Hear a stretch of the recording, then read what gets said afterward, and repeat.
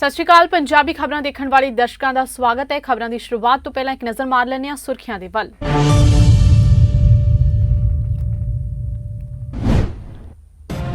ਮੁੱਖ ਮੰਤਰੀ ਚਰਨਜੀਤ ਸਿੰਘ ਚੰਨੀ ਨੇ ਕੀਤੀ ਕੇਂਦਰੀ ਗ੍ਰਹਿ ਮੰਤਰੀ ਅਮਿਤ ਸ਼ਾਹ ਨਾਲ ਮੁਲਾਕਾਤ। ਲਖੀਮਪੁਰ ਖੀਰੀ ਕਾਂਡ ਦੇ ਦੋਸ਼ੀਆਂ ਖਿਲਾਫ ਕੀਤੀ ਕਾਰਵਾਈ ਦੀ ਮੰਗ।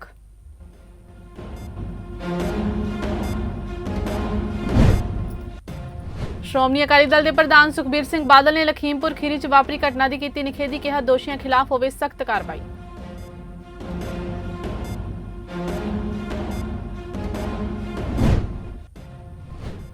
ਕੇਂਦਰ ਸਰਕਾਰ ਦੀ ਵੱਡੀ ਪਹਿਲ। ਹਾਦਸੇ 'ਚ ਜ਼ਖਮੀ ਨੂੰ ਹਸਪਤਾਲ ਪਹੁੰਚਾਉਣ ਵਾਲਿਆਂ ਨੂੰ ਮਿਲੇਗਾ 1 ਲੱਖ ਤੱਕ ਦਾ ਇਨਾਮ। 15 ਅਕਤੂਬਰ 2021 ਤੋਂ 31 ਮਾਰਚ 2026 ਤੱਕ ਪ੍ਰਭਾਵੀ ਹੋਵੇਗੀ ਯੋਜਨਾ।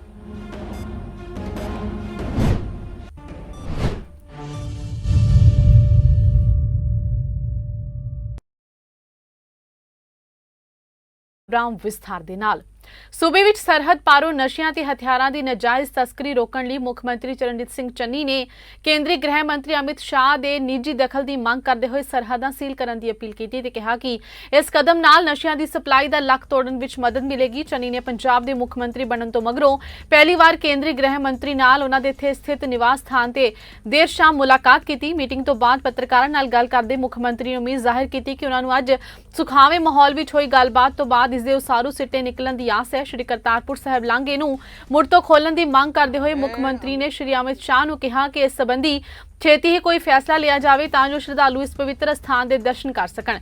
इस संबंधी अमित शाह ने मुख मंत्री नूं यकीन दिवाया कि वह विस्तार सहित चर्चा मगरों लांघा खोलण संबंधी फैसला लैणगे। किसानां दे मुद्दे सुलझाउण लई केंद्रीय गृह मंत्री दे निजी दखल की मांग करदे होए मुख मंत्री ने उन्हां नूं खेती कानून छेती ही रद्द करन दी बेनती कीती। लखीमपुर खीरी हादसे ते गहरे दुख दा प्रगटावा करदे होए चन्नी ने कहा कि अजिहे ज़ालमाना कार्य बर्दाश्त नहीं किए जाएंगे।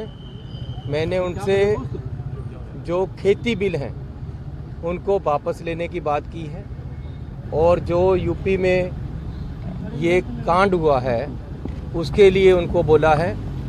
उसके अलावा पंजाब की जो बॉर्डर है उसको सील करने के लिए कहा है कि किसी तरह भी उधर से हथियार या नशा नहीं आना चाहिए ताकि पंजाब में किसी तरह की नशे की बढ़ोतरी ना हो।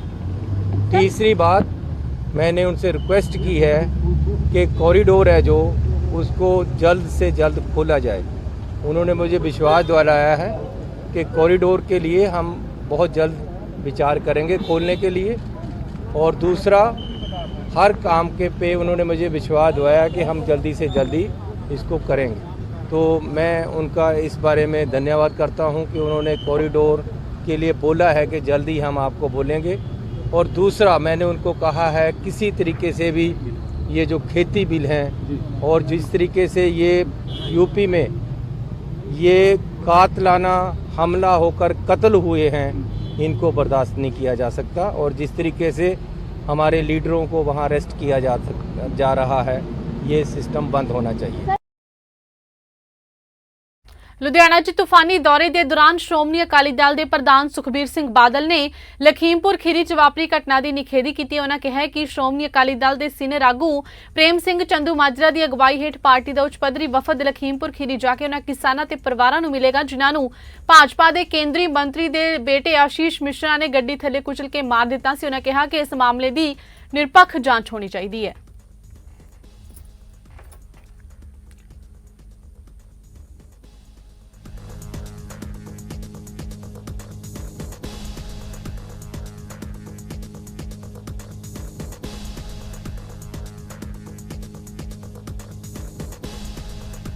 लखीमपुर यूपी विच भारतीय जनता पार्टी के मिनिस्टर के बेटे ने जो खबर आई हैं किसानों नूं कुचलिया जिन्हें विच 4 किसानों की मौत हो गई। मैं स्ट्रोंगली कंडेम करदा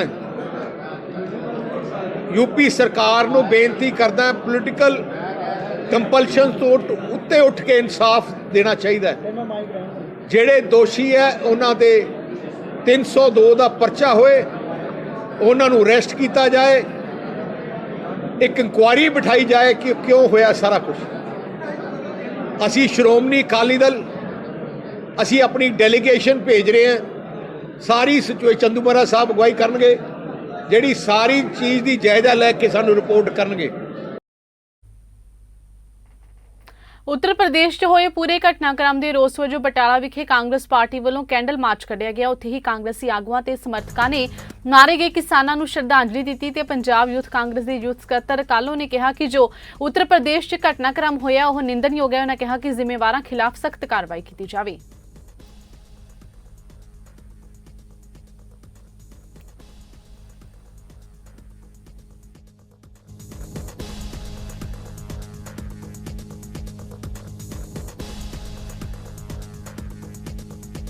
ਗੱਲ ਇੱਦਾਂ ਜੀ ਕਿ ਕੱਲ ਪੂਰੇ ਦੇਸ਼ ਨੇ ਵੇਖਿਆ, ਅਸੀਂ ਸਾਰਿਆਂ ਨੇ ਵੇਖਿਆ ਕਿ ਕਿਸ ਪ੍ਰਕਾਰ ਜਿਹੜਾ ਹੈ ਉੱਥੇ ਲਖੀਮਪੁਰ ਖੀਰੀ ਦੇ ਵਿੱਚ ਸ਼ਾਂਤੀਪੂਰਵਕ ਤਰੀਕੇ ਦੇ ਨਾਲ ਧਰਨਾ ਦੇ ਰਹੇ ਕਿਸਾਨਾਂ ਦੇ ਉੱਤੇ ਇੱਕ ਜਿਹੜਾ ਕੇਂਦਰੀ ਗ੍ਰਹਿ ਰਾਜ ਮੰਤਰੀ ਹੈ, ਸਭ ਬੜੀ ਜ਼ਿੰਮੇਵਾਰੀ ਵਾਲਾ ਅਹੁਦਾ ਹੁੰਦਾ ਹੈ, ਇੱਕ ਹੋਮ ਮਿਨਿਸਟਰ, ਉਹ ਵੀ ਸੈਂਟਰ ਗਵਰਨਮੈਂਟ ਦਾ। ਕੁਝ ਦਿਨ ਪਹਿਲਾਂ ਉਹਨੇ ਇੱਕ ਐਸਾ ਜ਼ਹਿਰੀਲਾ ਭਾਸ਼ਣ ਦਿੱਤਾ ਸੀਗਾ ਜਿਹਦਾ ਨਤੀਜਾ ਕੱਲ ਸਾਨੂੰ ਪੂਰੇ ਦੇਸ਼ ਨੂੰ ਵੇਖਣ ਨੂੰ ਮਿਲਿਆ। ਉੱਥੇ ਉਹਦੇ ਬੇਟੇ ਦੁਆਰਾ, ਉਹਦੇ ਬੇਟੇ ਵੱਲੋਂ ਆਪਣੀ ਗੱਡੀਆਂ ਦੇ ਥੱਲੇ ਕਿਸਾਨਾਂ ਨੂੰ ਦਰੜ ਕੇ ਜਿਸ ਭੈੜੇ ਤਰੀਕੇ ਦੇ ਨਾਲ ਜਿਹੜਾ ਹੈ ਉਹਨਾਂ ਨੂੰ ਜਿਹੜਾ ਹੈ ਮੈਂ ਸ਼ਹੀਦ ਕਹੂੰਗਾ, ਸ਼ਹੀਦ ਕੀਤਾ ਗਿਆ ਹੈ, ਉਹਦੇ ਵਿਰੋਧ ਦੇ ਵਿੱਚ ਜਿਹੜਾ ਹੈ ਪੂਰੇ ਦੇਸ਼ ਭਰ ਦੇ ਵਿੱਚ ਜਿਹੜਾ ਕਿਸਾਨ ਜਥੇਬੰਦੀਆਂ ਵੱਲੋਂ, ਸਾਡੇ ਰਾਜਨੀਤਿਕ ਸੰਗਠਨਾਂ ਵੱਲੋਂ, ਸਾਡੀ ਆਰਗੇਨਾਈਜੇਸ਼ਨ ਵੱਲੋਂ, ਯੂਥ ਕਾਂਗਰਸ ਵੱਲੋਂ ਜਿਹੜਾ ਇੱਕ ਕਾਲ ਆਈ ਸੀਗੀ ਕਿ ਅਸੀਂ ਕੈਂਡਲ ਮਾਰਚ ਕਰਕੇ ਜਾਂ ਵੱਖ-ਵੱਖ ਤਰੀਕਿਆਂ ਦੇ ਨਾਲ ਧਰਨੇ ਪ੍ਰਦਰਸ਼ਨ ਕਰਕੇ ਜਿਹੜਾ ਇਹਦਾ ਵਿਰੋਧ ਦਰਜ ਕਰਾਉਣਾ ਹੈ ਤੇ ਉਹ ਅਸੀਂ ਦਰਜ ਕਰਾਉਣ ਦਾ ਅੱਜ ਕੰਮ ਜਿਹੜਾ ਅਸੀਂ ਕੀਤਾ ਹੈ। ਲਖੀਮਪੁਰ ਖੀਰੀ ਵਿੱਚ ਕੇਂਦਰੀ ਮੰਤਰੀ ਦੇ ਲੜਕੇ ਵੱਲੋਂ ਆਪਣੀ ਗੱਡੀ ਹੇਠ ਦਰੜ ਕੇ 4 ਕਿਸਾਨਾਂ ਦਾ ਕਤਲ ਕਰਨ ਦੇ ਮਾਮਲੇ ਨੂੰ ਲੈ ਕੇ ਪੂਰੇ ਦੇਸ਼ ਵਿੱਚ ਭਾਰੀ ਰੋਸ ਪਾਇਆ ਜਾ ਰਿਹਾ, ਜਿਸ ਨੂੰ ਲੈ ਕੇ ਸ਼੍ਰੀ ਮੁਕਤਸਰ ਸਾਹਿਬ ਦੇ ਵਿੱਚ ਵੀ ਕਾਂਗਰਸੀ ਵਰਕਰਾਂ ਵੱਲੋਂ ਰੋਸ ਪ੍ਰਦਰਸ਼ਨ ਕੀਤਾ ਗਿਆ। ਨਾਲ ਹੀ ਕੇਂਦਰੀ ਮੰਤਰੀ ਦਾ ਪੁਤਲਾ ਫੂਕਿਆ ਗਿਆ। ਇਸ ਮੌਕੇ ਕਾਂਗਰਸੀ ਵਰਕਰਾਂ ਦਾ ਕਹਿਣਾ ਸੀ ਕਿ ਦੋਸ਼ੀਆਂ ਖਿਲਾਫ ਸਖਤ ਕਾਰਵਾਈ ਕੀਤੀ ਜਾਵੇ।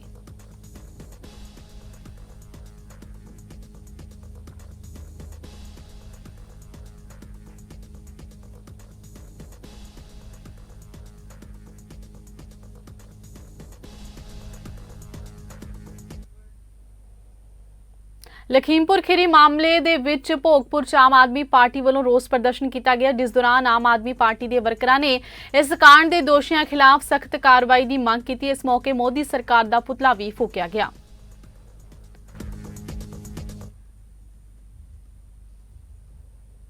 ਬ੍ਰਿਟੇਨ ਤੋਂ ਭਾਰਤ ਆਉਣ ਵਾਲੇ ਯਾਤਰੀਆਂ ਨੂੰ ਹੁਣ 10 ਦਿਨਾਂ ਲਈ ਇਕਾਂਤਵਾਸ ਕੀਤਾ ਜਾ ਰਿਹਾ। ਦਰਅਸਲ ਭਾਰਤੀ ਵੈਕਸੀਨ ਸਰਟੀਫਿਕੇਟ ਨੂੰ ਮਾਨਤਾ ਨਾ ਦੇਣ ਦੇ ਬ੍ਰਿਟੇਨ ਦੀ ਭੇਦਭਾਵ ਵਾਲੀ ਨੀਤੀ ਦੇ ਜਵਾਬ ਵਿੱਚ ਭਾਰਤ ਆਉਣ ਵਾਲੇ ਬ੍ਰਿਟੇਨ ਦੇ ਨਾਗਰਿਕਾਂ ਲਈ ਸੋਮਵਾਰ ਤੋਂ ਨਵੇਂ ਨਿਯਮ ਲਾਗੂ ਹੋਏ ਨੇ। ਭਾਰਤ ਦੇ ਨਿਯਮ ਯੂਕੇ ਲਈ ਜੈਸੇ ਨੂੰ ਤੈਸੇ ਵਾਂਗ ਹੈ। ਇਸੇ ਤਹਿਤ ਸੋਮਵਾਰ ਨੂੰ ਬ੍ਰਿਟੇਨ ਤੋਂ ਫਲਾਈਟਾਂ ਤੋਂ ਆਏ ਕੁੱਲ 539 ਲੋਕਾਂ ਵਿੱਚੋਂ 162 ਲੋਕਾਂ ਨੂੰ ਜ਼ਰੂਰੀ ਇਕਾਂਤਵਾਸ 'ਚ ਭੇਜ ਦਿੱਤਾ ਗਿਆ ਹੈ। ਇਸ ਦੇ ਨਾਲ ਹੀ ਹਲਫਨਾਮੇ ਤੇ ਵੀ ਦਸਤਖਤ ਕਰਵਾਏ ਗਏ ਨੇ। ਸੜਕ ਹਾਦਸੇ 'ਚ ਗੰਭੀਰ ਰੂਪ ਨਾਲ ਜ਼ਖਮੀਆਂ ਦੀ ਜਾਨ ਬਚਾਉਣ ਲਈ ਮੋਦੀ ਸਰਕਾਰ ਨੇ ਵੱਡੀ ਪਹਿਲ ਕੀਤੀ ਹੈ। ਸੜਕ ਮੰਤਰਾਲਾ ਹਾਦਸਾ ਪੀੜਤਾਂ ਨੂੰ ਗੰਭੀਰ ਸੱਟ ਲੱਗਣ ਦੇ ਘੰਟੇ ਅੰਦਰ ਹਸਪਤਾਲ ਪਹੁੰਚਾਉਣ ਵਾਲੇ ਲੋਕਾਂ ਨੂੰ 5000 ਰੁਪਏ ਨਕਦ ਇਨਾਮ ਦੇਵੇਗਾ। ਮੰਤਰਾਲੇ ਨੇ ਇਹ ਜਾਣਕਾਰੀ ਦਿੱਤੀ ਹੈ। ਸੜਕ ਟਰਾਂਸਪੋਰਟ ਤੇ ਰਾਜਮਾਰਗ ਮੰਤਰਾਲੇ ਨੇ ਸਾਰੇ ਸੂਬਿਆਂ ਤੇ ਕੇਂਦਰ ਸ਼ਾਸਿਤ ਪ੍ਰਦੇਸ਼ਾਂ ਦੇ ਪ੍ਰਧਾਨ ਸਕੱਤਰਾਂ ਤੇ ਆਵਾਜਾਈ ਸਕੱਤਰਾਂ ਨੂੰ ਲਿਖੀ ਚਿੱਠੀ 'ਚ ਕਿਹਾ ਕਿ ਯੋਜਨਾ 15 ਅਕਤੂਬਰ 2021 ਤੋਂ 31 ਮਾਰਚ 2026 ਤੱਕ ਪ੍ਰਭਾਵੀ ਹੋਵੇਗੀ। ਮੰਤਰਾਲੇ ਨੇ ਸੋਮਵਾਰ ਨੂੰ ਨੇਕ ਮਦਦਗਾਰ ਨੂੰ ਪੁਰਸਕਾਰ ਦੇਣ ਦੀ ਯੋਜਨਾ ਲਈ ਦਿਸ਼ਾ ਨਿਰਦੇਸ਼ ਵੀ ਜਾਰੀ ਕੀਤੇ ਨੇ।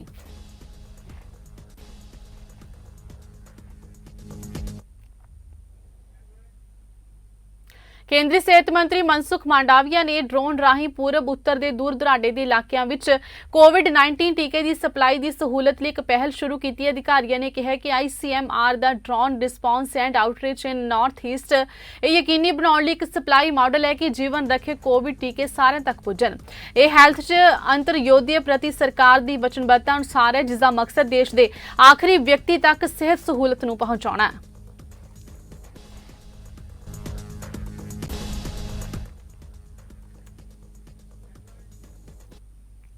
ਗੁਲਾਬੀ ਸੁੰਡੀ ਨਾਲ ਹੋਏ ਨੁਕਸਾਨ ਦੇ ਮੁਆਵਜ਼ੇ ਦੀ ਮੰਗ ਨੂੰ ਲੈ ਕੇ ਭਾਰਤੀ ਕਿਸਾਨ ਯੂਨੀਅਨ ਏਕਤਾ ਉਗਰਾਹਾਂ ਵੱਲੋਂ ਪਿੰਡ ਬਾਦਲ ਵਿਖੇ ਵਿਸ਼ਾਲ ਰੋਸ ਪ੍ਰਦਰਸ਼ਨ ਕੀਤਾ ਗਿਆ। ਨਰਮੇ ਦੇ ਹੋਏ ਖਰਾਬ ਦੇ ਮੁਆਵਜ਼ੇ ਦੀ ਮੰਗ ਕਰਦਿਆਂ ਯੂਨੀਅਨ ਵੱਲੋਂ ਪਿੰਡ ਬਾਦਲ ਵਿਖੇ ਸਥਿਤ ਵਿੱਤ ਮੰਤਰੀ ਮਨਪ੍ਰੀਤ ਸਿੰਘ ਬਾਦਲ ਦੇ ਘਰ ਨੇੜੇ ਪੱਕਾ ਮੋਰਚਾ ਲਾ ਦਿੱਤਾ ਗਿਆ। ਇਸ ਦੌਰਾਨ ਕਿਸਾਨ ਆਗੂਆਂ ਨੇ ਕਿਹਾ ਕਿ ਜਿੰਨਾ ਸਮਾਂ ਉਹਨਾਂ ਦੀਆਂ ਮੰਗਾਂ ਨਹੀਂ ਮੰਨੀਆਂ ਜਾਂਦੀਆਂ, ਸੰਘਰਸ਼ ਇਸ ਤਰ੍ਹਾਂ ਜਾਰੀ ਰਹੇਗਾ। ਇਸ ਮੌਕੇ ਬੁਲਾਰਿਆਂ ਨੇ ਸੰਬੋਧਨ ਕਰਦਿਆਂ ਕਿਹਾ ਕਿ गिरदावरी करवा के इस संबंधी तुरंत मुआवजा दिता जाए। उन्होंने मांग की है कि किसान नूं 60,000 रुपए प्रति एकड़ ते जो परिवार नरमे की चुगाई का काम करते सन उन्होंने वड्डा नुकसान होया ते उन्होंने 30,000 रुपए प्रति परिवार मुआवजा दिता जाए।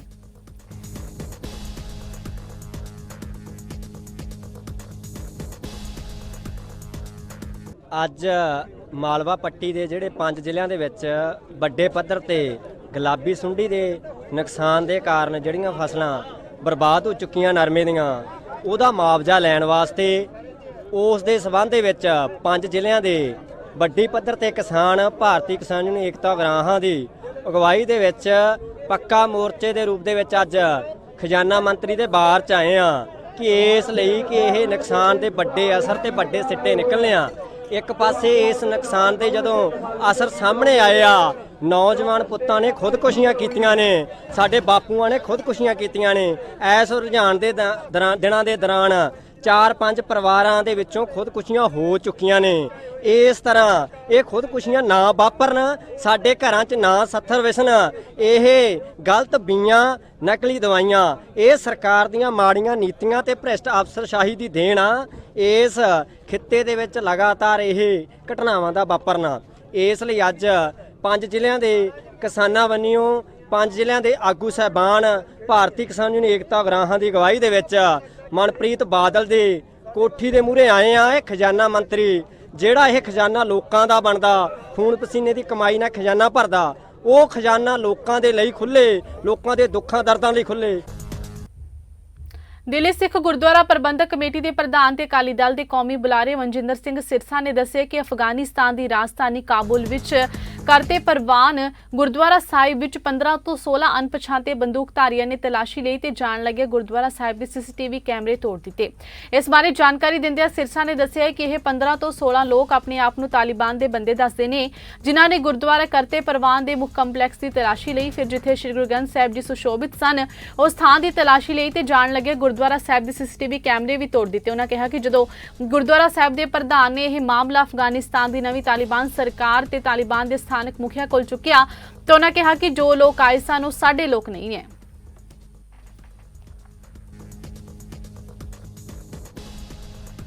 करते परवान गुरुद्वारा जो काबुल के अफगानिस्तान में है, उसमें आज 15-16 अज्ञात लोग गुरुद्वारे के अंदर घुसे। इन लोगों ने अपने आप को तालिबान के लोग बताया और गुरुद्वारे में आके तलाशी लेने की बात की।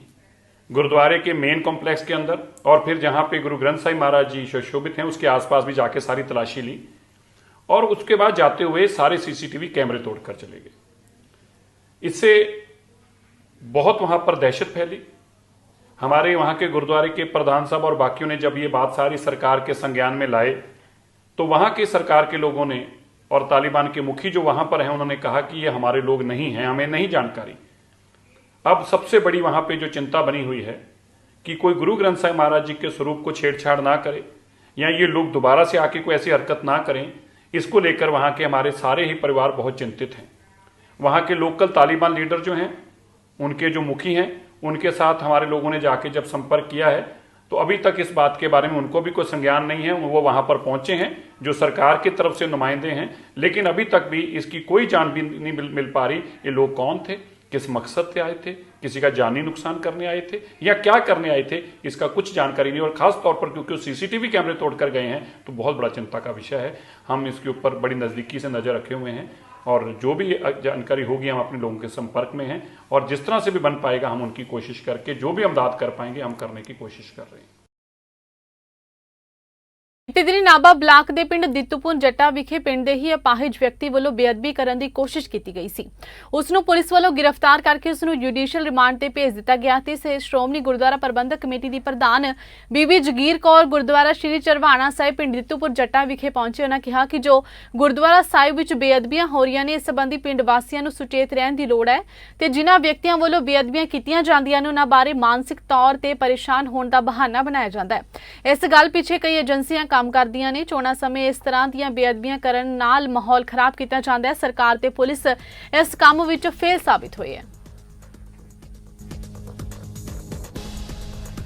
ਦੇਖੋ, ਗੱਲ ਬੇਅਦਬੀਆਂ ਦੇ ਰੁਕਣ ਦੀ ਨਹੀਂ, ਗੱਲ ਇਹ ਹੈ ਕਿ ਸ਼ਰਾਰਤੀ ਅੰਸਰ ਬੇਅਦਬੀਆਂ ਕਰਨ ਵਿੱਚ ਲੋਕਾਂ ਨੂੰ ਪੀੜਾ ਦੇ ਰਹੇ ਬੇਅਦਬੀ ਆਪੇ ਨਾ ਹੋਵੇ ਜਦੋਂ ਇਹ ਲੋਕ ਸਿਆਣੇ ਹੋ ਜਾਣ। ਇਹ ਲੋਕ ਜਿਹੜੇ ਆ ਕਿਹਦੇ ਚੱਕੇ ਚਕਾਏ ਆਉਂਦੇ ਆ, ਕਿਹੜੀਆਂ ਏਜੰਸੀਆਂ ਨੇ, ਜਦ ਤੱਕ ਸਰਕਾਰ ਸਖਤ ਹੋ ਕੇ ਤਹਿ ਤੱਕ ਨਹੀਂ ਪਹੁੰਚਦੀ ਅੰਤ ਤੱਕ, ਉਦੋਂ ਤੱਕ ਇਹ ਰੁਕਣੀਆਂ ਹੀ ਨਹੀਂ। ਅਨੰਦਪੁਰ ਸਾਹਿਬ ਬਈ ਉੱਥੇ ਵੀ ਅਸੀਂ ਅਖੀਰ ਕਿਹਾ ਕਿ ਬ੍ਰੇਨ ਮੈਪਿੰਗ ਕਰਾਓ, ਫਿਰ ਜੇ ਪਾਗਲ ਹੈ ਤੇ ਨਾਰਕੋ ਟੈਸਟ ਕਰਾਓ। ਅਰਜੀ ਦੇਤੀ, ਅਜੇ ਤੱਕ ਨਹੀਂ ਹੋਇਆ। ਇਸੇ ਤਰ੍ਹਾਂ ਜੌਹਰੀਆਂ ਕਿਹਾ, ਟੈਸਟ ਵੀ ਨਹੀਂ ਕਰਾਉਂਦੇ, ਕਹਿ ਦਿੰਦੇ ਉਹ ਪਾਗਲ ਹੈ। ਪਰ ਪਾਗਲ ਜਿਹੜਾ ਉਹਨੂੰ ਸਾਰੀਆਂ ਤਰੀਕਾ ਵੀ ਚੇਤਾ, ਮੇਰਾ ਵਿਆਹ ਕਦੋਂ ਹੋਇਆ, ਮੈਂ ਅੰਮ੍ਰਿਤ ਕਦੋਂ ਛਕਿਆ, ਮੈਂ ਆਹ ਕਿਹਦਾ ਕੀਤਾ, ਇਹ ਸਾਰੀਆਂ ਚੀਜ਼ਾਂ ਦਾ ਜੇ ਚੇਤਾ ਹੈ ਤੇ ਫਿਰ ਪਾਗਲ ਕਿੱਦਾਂ ਹੋਇਆ? ਫਿਰ ਉਹਦਾ ਮਨ ਜਿਹੜਾ ਲੁਧਿਆਣੇ ਤੋਂ ਜਾ ਕੇ ਉੱਥੇ ਕੀਤਾ।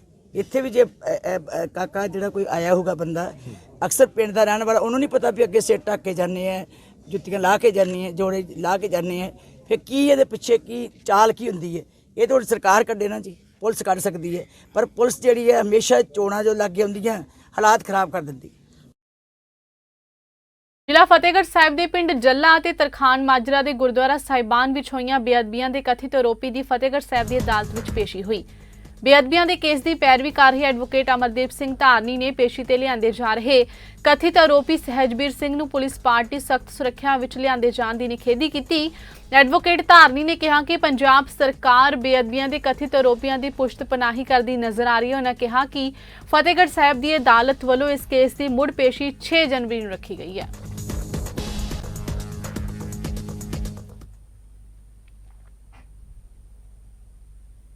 पंजाबी अदाकार दीप सिद्धू खिलाफ रविदासिया समाज ते वाल्मीकि समाज के भाईचारे खिलाफ जाति सूचक शब्द बोल के धार्मिक भावनावां नूं ठेस पहुंचाने के दोष च SC/ST एक्ट तहत जलंधर च नवीं बरादरी थाणे च मामला दर्ज होया। दीप सिद्धू खिलाफ इन्हां भाईचारिਆਂ ਨਾਲ संबंधित जथेबंदियां ਵੱਲੋਂ नवीं बरादरी थाणे च शिकायत दर्ज करवाई गई सी कि दीप सिद्धू ने 5 ਵਿਅਕਤੀਆਂ ਨਾਲ फेसबुक ते लाइव होके रविदासिया ते वाल्मीकि भाईचारिਆਂ खिलाफ जाति सूचक शब्द बोले सन।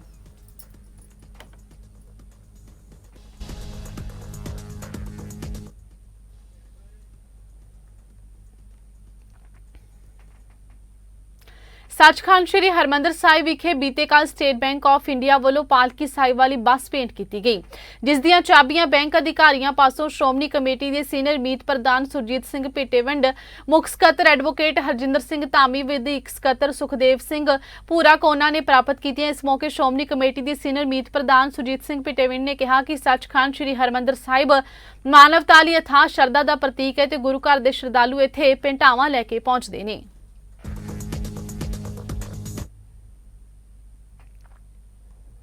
इस दे नाल ही खबरां दा सिलसिला इत्थे समाप्त हुंदा है। नवीआं ते ताज़ा खबरां दे नाल फिर हाजिर होवांगे। तद तक लई इजाजत दिओ। धन्नवाद।